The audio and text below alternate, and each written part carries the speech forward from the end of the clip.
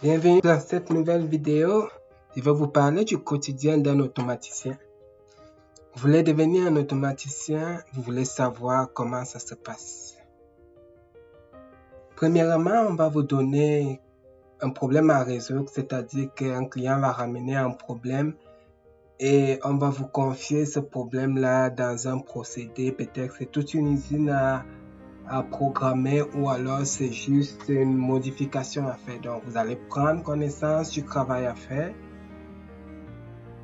Une fois que vous avez pris connaissance du travail à faire, vous avez besoin de lire le plan électrique, de lire le PNID. Le PNID ici, c'est le plan mécanique avec les instruments et tout. Donc, vous avez besoin de connaître c'est quoi la disposition des équipements, qu'est-ce qu'il y a comme équipement et connaître les instruments électriques qui se trouvent dans l'endroit où vous allez intervenir ou ce que vous allez juste installer dans la nouvelle usine. Donc, vous devez prendre connaissance de ces informations.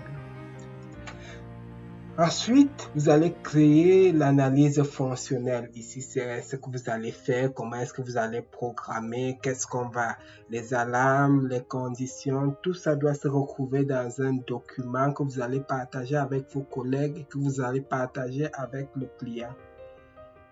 Ce document-ci, c'est ça qui est votre guide. C'est ça qui va vous orienter dans la programmation. C'est pour cela qu'il doit être validé par le client et validé aussi en interne, c'est-à-dire que les équipements que vous allez utiliser doivent correspondre aux équipements que vos collègues ont mis du côté mécanique. Donc, il y a une forme de collaboration ici.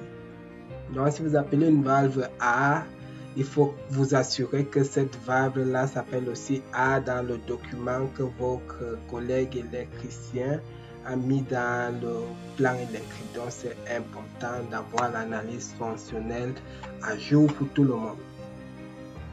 Ensuite, vous faites ce que vous aimez le plus, programmer. Vous allez programmer avec la logique, mais vous suivez toujours votre analyse fonctionnelle. Donc, vous serez en train de programmer. Vous aurez une bonne période pour programmer. À la fin de la programmation, vous devez simuler ce que vous avez fait. Ça, c'est important.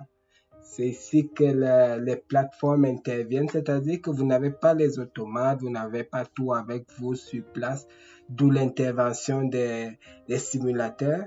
Donc, vous allez simuler toutes les modifications que vous allez faire chez le client.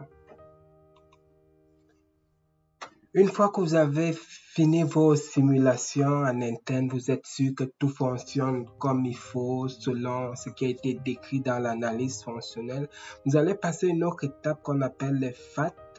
Ce sont toujours des simulations, mais cette fois-ci avec le client, c'est-à-dire que vous n'allez pas partir faire des choses en réel dans l'usine ou chez le client sans toutefois qu'il soit sûr que ça va fonctionner. Donc, vous voyez l'importance, c'est l'étape d'avance, c'est-à-dire que vous ne voulez pas qu'il y ait des erreurs dans la simulation parce que si le client constate qu'il y a quelque chose qui ne fonctionne pas comme il veut, vous n'allez pas partir à l'usine pour l'implémenter. Donc, c'est important de réussir vos FAT parce que sinon, vous aurez des modifications à faire avant d'aller chez le client. Donc, le client aussi veut valider que les simulations, ce que vous avez défini dans l'analyse fonctionnelle, c'est ce que vous avez programmé. Après cette étape, donc, vous allez devoir penser à aller faire la mise en route.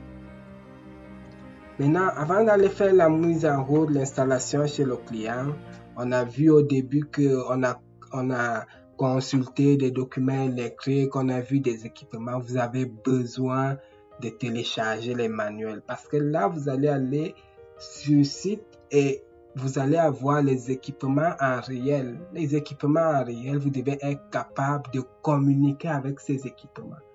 Parce que quand vous êtes au bureau, vous êtes en train de simuler, tout est virtuel. Mais quand vous allez aller en réel, vous avez besoin de communiquer avec les équipements. Et là, vous avez besoin de préparer tous les manuels. C'est pour cela qu'on parle de la documentation technique. C'est-à-dire comment est-ce qu'il est câblé, comment est-ce qu'il communique. Parce que s'il y a un problème de connexion, vous devez être capable de remédier à ça. C'est pour cela qu'on demande à un automaticien d'être capable de lire un plan électrique, de lire un PNID, parce que s'il y a quelque chose qui cloche quelque part, vous devez être capable de remédier à la situation et de faire la mise en route. Vous voyez, ce n'est plus lié à votre programme, ce n'est plus lié à la simulation. On sait que la simulation fonctionne bien, mais si votre programme ne peut pas commander l'équipement qu'il doit commander, automatiquement, votre travail ne fonctionne pas. Donc, c'est intrinsèquement lié, c'est-à-dire que pour que votre programme marche, il faut que vous soyez capable de communiquer avec cet équipement qui est sur site, notamment chez le client. Quand vous avez tous les manuels, tous les documents, vous pouvez donc partir tranquillement chez le client, faire votre installation, faire ce qu'on appelle la mise en route. Et là, tout le monde est content, vous appuyez sur des boutons, on voit que tout fonctionne bien et vous avez fait votre premier projet comme automaticien. Mais dans vos débuts, je vous conseille de faire les simulations avec quelqu'un qui a plus d'expérience.